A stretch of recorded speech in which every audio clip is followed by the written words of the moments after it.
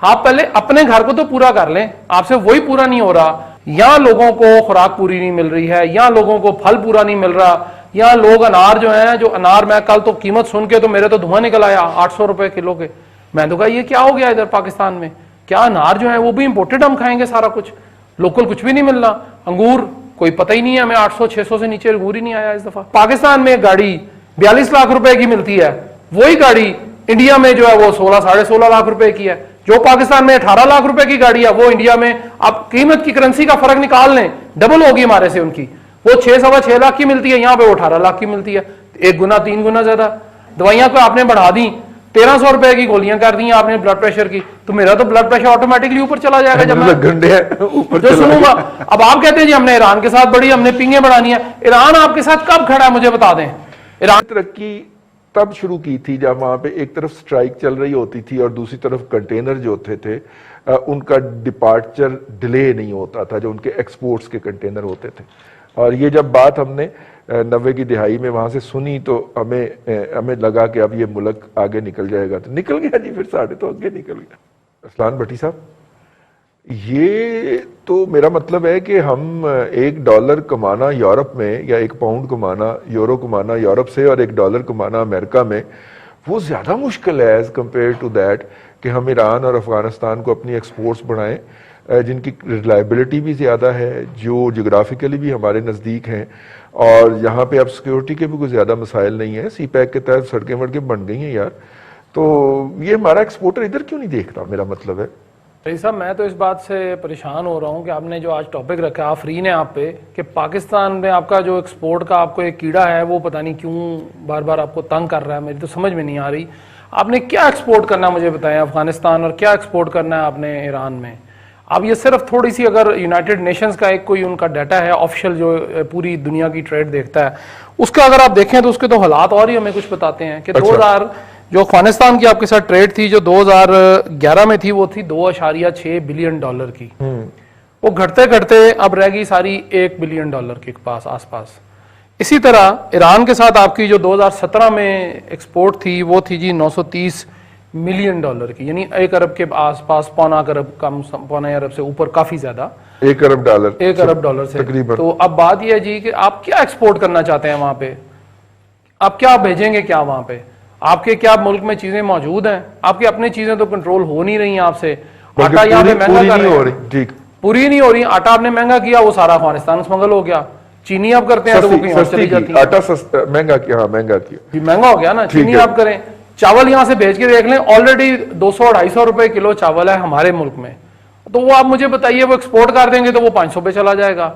दावा यही है कि जखीरा अंदोजों को उल्टा लटका देंगे, फलाने को ये कर देंगे, आप एक्सपोर्ट करें, हम आपको फैसिलिटीज देंगे।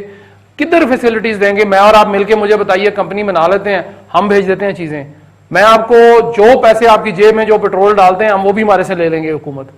आप पता नहीं किस दुनिया में रहते हैं, मुझे तो ये समझ नहीं आ रही कि आप करना क्या चाहते हैं हमारे साथ। आप पहले अपने घर को तो पूरा कर लें, आपसे वही पूरा नहीं हो रहा, आप लगे हैं दूसरों की कमियां कुताइयां उसको देखने के, जनाब आप हमारे से ये ले लें हम कर देते हैं। कैसे करेंगे मुझे बताइए। यहाँ लोगों को खुराक पूरी नहीं मिल रही है, यहाँ लोगों को फल पूरा नहीं मिल रहा, यहाँ लोग अनार जो है, जो अनार मैं कल तो कीमत सुन के तो मेरे तो धुआं निकल आया 800 रुपए किलो के। मैं तो कहा ये क्या हो गया इधर पाकिस्तान में, क्या अनार जो है वो भी इंपोर्टेड हम खाएंगे सारा कुछ, लोकल कुछ भी नहीं मिल रहा। अंगूर कोई पता ही नहीं है, हमें 800-600 से नीचे अंगूर ही नहीं आया इस दफा, पता नहीं किधर चला गए अंगूर भी, फल। आप क्या चीज यहां से भेजना चाहते हैं। मैंने आपको जिन्स गिनाई है, जिन्स ही भेजेंगे ना। आप कहते हैं जी ऑटोमोबाइल की चीजें भेज दें, मुझे आप बताइए कि पाकिस्तान में गाड़ी 42 लाख रुपए की मिलती है, वही गाड़ी इंडिया में जो है वो 16-16.5 लाख रुपए की है। जो पाकिस्तान में 18 लाख रुपए की गाड़ी है वो इंडिया में आप कीमत की करेंसी का फर्क निकाल लें, डबल होगी हमारे से उनकी। वो 6-6.25 लाख की मिलती है, यहाँ पे वो 18 लाख की मिलती है, 1 गुना 3 गुना ज्यादा। क्यों ऐसा कर दिया हमने। आप कहते जी हमने अपनी ऑटोमोबाइल इंडस्ट्री को फरोग देना है। ओ भाई मुझे तो ना लूटें आप, मेरा तो कम से कम मेरी जो जान, मेरी जो जरूरत है, मेरी जरूरत जो मेरी जान के लिए जरूरियात है वो तो पूरी कर दें। दवाइयां को आपने बढ़ा दी, 1300 रुपए की गोलियां कर दी आपने ब्लड प्रेशर की, तो मेरा तो ब्लड प्रेशर ऑटोमेटिकली ऊपर चला जाएगा जब मैं ऊपर जो सुनूंगा।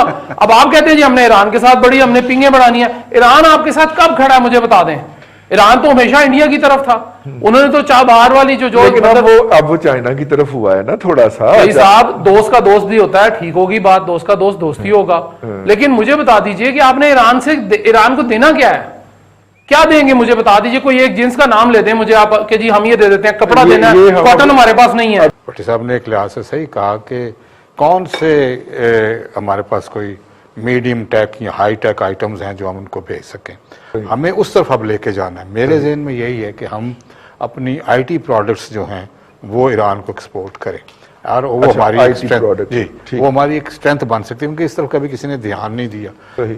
चावल भेज दिए, चावलों का ये होता है कि इंडिया भी हमारी बनास्पति को अपना बनास्पति बना के इनको दे देता है। हाँ, और दुबई में खरीद के जी, उनको अपने जी, नाम से। और जफर महमूद साहब की बात एक हद तक ठीक थी कि जी दुबई से गया, दुबई से आया, मगर उससे कॉस्ट बढ़ जाती है और टाइम भी बढ़ जाता है। और इसलिए भी ईरान के साथ हमारे तल्लुकात शादी भी इसलिए नहीं ज़्यादा बढ़ सके पिछले दिनों में और पिछले सालों में, क्योंकि हम अमेरिकन लॉबी में थे, अमेरिकन सैंक्शंस थी, इंडिया ने डिफाई किया उस वक्त अमेरिकन सैंक्शंस को भी, और चाबहार बनाई और पैसे स्पेंड किए और सारा कुछ किया। मगर अब चाबहार जो है वो चाइनीज़ तसल्लत में आ रही है और चाइना उसको ले रहा है, और हमारी चूंकि साथ अपना गवादर है, तो वो एक तरह से सिस्टर पोर्ट बनने को जा रही है। अगर ये कामयाब हो जाता है तो हमें फिर उम्मीद है कि ये जो एक स्मगलिंग का दौर है, चाहे अफगानिस्तान हो चाहे ईरान हो, क्योंकि ये बड़े बॉर्डर एरियाज हैं, तो हम मेरे अपने सदरी में मैं भी ये भी चाहूँगा कि बॉर्डर मैनेजमेंट पे भी काम किया जाए, और इसमें हम कस्टम और इसमें हम फिर पाकिस्तान हाउस की जफर साहब ने बात की है, उसके बजाय बॉर्डर पे हम ऐसी फैसिलिटीज़ क्रिएट करें कि वहीं से चीज़ खरीदी जा सके, वहीं से चीज़ कॉमन एक एरिया डेवलप किया जाए जिस पे चीज़ें बेची जाएं और ख़रीदी जा सकें। आपने सही कहा, इवन जो कटलरी है, जो सिरामिक टी पॉट्स हैं, ये ईरानियन बहुत अच्छे हैं, और हम भी सिर्फ अपने 4, 5, 6 जो खाने पीने की चीज़ें हैं जिसमें राइस ऑन द टॉप है वो भेज के मुतमिन हो जाते हैं। अब वो दौर नहीं रहा, अब हाईटेक का दौर है, और हाईटेक की चीज़ें वहाँ जानी चाहिए जो हम बना सकते हैं। मगर जो भट्टी साहब ने बात की वो वजह है कि अपना घर भी देखें और एक्सपोर्ट भी करें। इस तरह से नहीं हो सकता कि आप पहले अपना घर देखते रहें 4 साल और फिर बाद में एक्सपोर्ट करें, क्योंकि आपने इंपोर्ट तो रॉ मटेरियल करने ही करने है ना, तो आपके पास एक फॉरेन करेंसी तो होनी ही चाहिए जिससे आप कोई चीज़ बाहर खरीद सके। तो आपने इमीडिएटली देखना है। और फिर वही बात है कि जब तक इस मुल्क में पॉलिटिकल स्टेबिलिटी नहीं होगी तो जो इन्वेस्टर है, जो मैन्युफैक्चरर है, वो एक वेट एंड सी के मोड में चला जाता है और फिर वो कई साल ज़ाया कर देता है और इन्वेस्ट नहीं करता। जब तक यहाँ पे प्रॉपर प्रोटेक्शन, इंसेंटिव्स की बात बाद में करेंगे, प्रॉपर प्रोटेक्शन ना हो किसी की बिजनेस को, कि इधर इतने छापे पड़ते हैं, इतनी बदनामी होती है, ये सारी चीजें और एक लॉ के तहत कुछ होता भी नहीं तो प्रेस रिलीज जारी करके इज्जत रोल दी जाती है। तो वो जो बंदे ने 20-25 साल लगा के इज्जत बनाई होती है, उसकी आप एक ट्वीट में ज्यादा कर देते हैं। तो इसलिए पॉलिटिकल स्टेबिलिटी, पॉलिटिकल प्रोटेक्शन, फिर इंसेंटिव्स। देखिए अभी इन्होंने कहा कि जी कंस्ट्रक्शन इंडस्ट्री को हम देते हैं मुराद के जी वो जहाँ से मर्जी पैसे लाएं वो स्पेंड कर लें। मैं समझता हूँ कि इस वक्त दौर ये जा रहा है कि आप पूरा पाकिस्तान ओपन कर दें, जहाँ मर्जी जो मर्जी लगाए उसको हम अपने टेन्योर में पीटीआई के हम नहीं पूछेंगे कि पैसा कहाँ से आया। देखिए जितना भी ग्रे और ब्लैक मनी है, ये अगर वाइट होना शुरू हो जाता है और सर्कुलेशन में आ जाता है तो टैक्स भी बढ़ेगा, कंस्ट्रक्शन के साथ साथ बाकी की इंडस्ट्री भी लगेगी। कंस्ट्रक्शन इज वन इंडस्ट्री, बेशक ये कहते हैं पहले इसके साथ 40 इंडस्ट्रीज और होती हैं। आपको मैन्युफैक्चरिंग करनी है और मैन्युफैक्चरिंग को आप ये सहूलत दें कि भाई आप पैसा लगाएं, हम नहीं पूछेंगे कहाँ से पैसा आया। वो सारी उम्र 70 साल तो आपने कभी पूछा नहीं है, आप पूछेंगे तो ऑब्वियसली सारे अपने पैसे को दबा के बैठ जाएंगे या बाहर ले जाएंगे। सो ये देखते हुए देखिए ईरान का ये जो चेंबर आपने बात की है, ये मैंने पहले बताया बिल्कुल नया चेंबर है, इसकी इंशाल्लाह वेबसाइट क्रिएट करेंगे, सही। इसके ऊपर डेटाबेस बनाएंगे कि हमारे क्या चीज़ जा सकती क्या आ सकती, इसका अभी तक ऐसा काम नहीं हुआ। वीज़े की रिस्ट्रिक्शन है, उसको हम ईज आउट कराएंगे, बॉर्डर मैनेजमेंट की बात करेंगे, बैंकिंग सेक्टर की बात करेंगे कि किस तरीके से ईजिली पैसा आ जा सकता है। लोग जो कर रहे हैं ना वो बड़े कर्ब के आलम में ईरान के साथ कर रहे हैं, उनको कोई इतनी ईज ऑफ डूइंग बिजनेस नहीं है, तो ईज ऑफ डूइंग बिजनेस हम क्रिएट करेंगे। Ease of doing business. जी भट्टी साहब कुछ ऐड करना चाह रहे हैं? जैसा मैं सुहेल साहब की बातें सुन रहा था, उसमें इन्होंने कहा जी आईटी प्रोडक्ट है। मुझे तो ये समझ नहीं आई बात, वैसे मैं इनसे बाद में प्रोग्राम से पूछ लेता हूँ आईटी प्रोडक्ट्स हम कौन सी ऐसी बना रहे हैं जो ईरान हमारे से बेहतर नहीं बना रहा। दूसरी बात कि तमाम जितने हमारे हाई कमीशन हैं या एम्बेसीज हैं, ऑलरेडी ईरान के साथ हमारे सफारती ताल्लुकात तो बड़े अच्छे हैं। बिल्कुल ठीक है। तो जो एक कमर्शियल अटैची एक पोस्ट होती है, उसका क्या काम है?